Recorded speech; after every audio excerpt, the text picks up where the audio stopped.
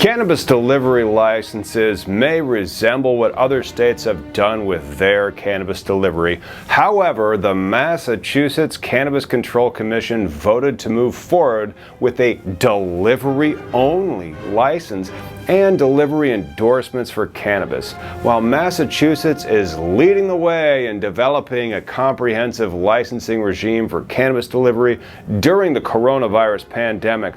Other states have responded in a more patchwork fashion. Most states tie delivery to dispensing cannabis, meaning it's an extension rather than a standalone license. You have a dispensary license, therefore you may also deliver the cannabis. This is different. The Massachusetts model provides a good roadmap for what cannabis delivery could look like in America if the dispensary loses the ability to control the delivery and the real Uber Eats or Grubhubs of weed is a possibility. Let's examine all of this in another classic episode of... Hi, I'm Tom, a cannabis lawyer whose blog, Cannabis Industry Lawyer, is often result one for your Google queries about the cannabis industry. Like today is about weed delivery. We are going to explain about weed delivery and how it may evolve using Massachusetts and other states as models for this new industry. Massachusetts imposes several requirements for drivers and for driver training. By comparison, other states, like Illinois, have very few regulations governing cannabis transportation organization and drivers. Of course, cannabis transporters in Illinois and many other states are merely the distributor that take the cannabis from the wholesaler, the grower, the cultivator, to the retailer. That's it. This is a different license type. This is a delivery license, a B2C, the business to the consumer type license. So if Illinois follows the lead of Massachusetts, drivers will be required to get all sorts of different certifications.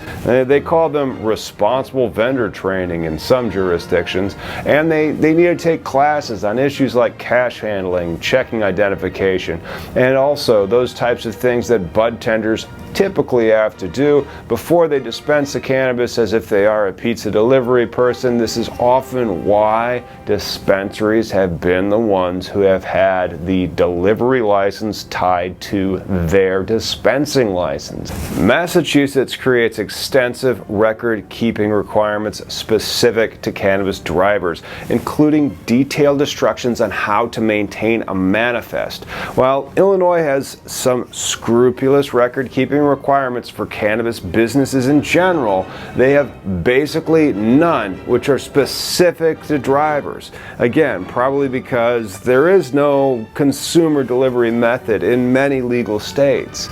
Lastly, Massachusetts has created extensive body camera requirements for cannabis delivery drivers. This is yet another area in which many states have essentially no regulations at all. While body cameras are relatively an inexpensive technology, this is still another additional requirement that most jurisdictions simply do not yet have.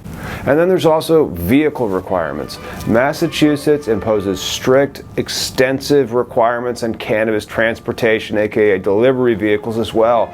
Vehicles must have exterior alarms, secured storage compartments for cash and cannabis, devices for secured communications with the cannabis establishment, aka the dispensary, video monitoring systems, and on and on. By comparison, states like Illinois simply say that the transportation vehicle needs to have some type of GPS system per their Illinois regulations. If other states followed the Massachusetts model, there could be an entire industry within the cannabis transportation industry just for properly outfitting transportation vehicles, and it actually is. Shout out to NorCal Vans. This could significantly raise the barriers to entry for cannabis transportation businesses, which relatively have a low barrier to entry, especially if they do not have cannabis licenses. But anyway, what's the outlook for cannabis delivery?